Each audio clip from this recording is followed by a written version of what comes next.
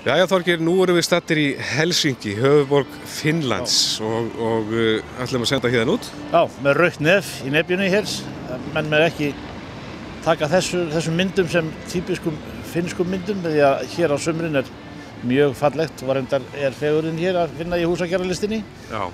Hönnunarmars stendur nú yfir heima, það finnst samstarfsverkefni, en við ætlum að útvarpa hann. Stingum í spegilsléttan fjöll, stingum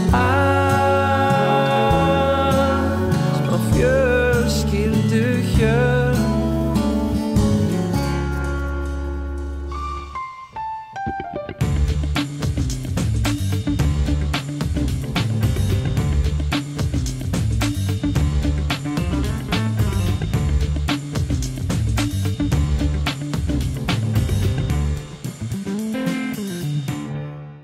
Finnarnir eru mjög fylgnir sjálfu sér, þeir fylgja eftir reglum og stöðlum svoleiðis, en oft tekur það langan tíma að detta inn í formið, en þegar inn í formið komið þá vilja þær helst ekki treyfa sig heldur sko.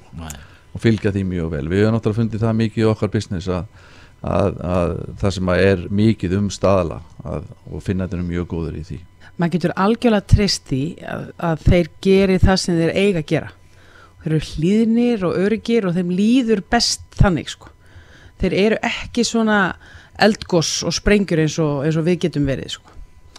Og þeim finnst við svolítið geðveik stundum, en þeim finnst við líka skemmtileg. Þeir höfðu sjálfur lent í svolítið svipuðum vandamálum fyrir 20 árum, þar sem að bankarnir höfðu farið offari, eins og maður segir. Og þeir hafa sýnt okkur fullkomin skilning og einnig mikla aðstoð og mikla hjálp. Já, hér á höfn í Helsinki, höfuðborg Finnlands, frekar napurt í dag og svona hálfgerð ísþoka sem að fangar mann, en það aðeins farið sem það vora hérna, maður getur svona séð það minnst í blöðunum og í fjölmiðlum, en við erum hérna í einhverju markaði sem að rómaður fyrir fjölbreytni og stendur nú hérna og maður hugsa hérna ansi góðar kartöflur sem væri gott að steikja og hvað þetta heitir allt saman, ægilegt mál. En Þorgeir, þetta hérna málið finnskan, hún ekkert lík íslenskunni, það svona maður finnum alla sko eitthvað samhljóm með þessum nöfnum. Ekki eitt orð, það ekki jafnvel mamma eða pabbi eða afi eða amma eða einhver orð sem eru svona að vindu-evrópskum uppruna, en þetta allt, þetta getur þýtt að labba fram hjá stöðum þar sem að maður sér einhver orð og það getur þýtt bara veitingastofan afi eða eitthvað bara. Þetta gjörólíkt mál, úrvalst. En kíkjum aðeins á markaðinn. Já.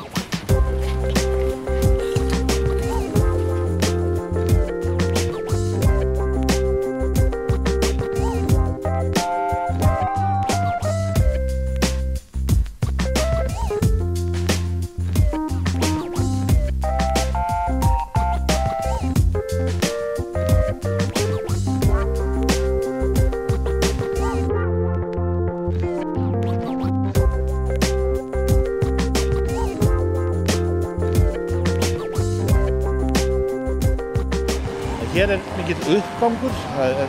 Helsinki hönnunarborg heimsins árið 2012.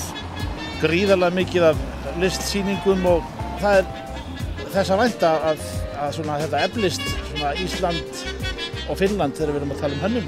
Og svo má líka geta þess að hér liðskuðugt menningarlíf, harmonikuleikarar og trompetleikarar.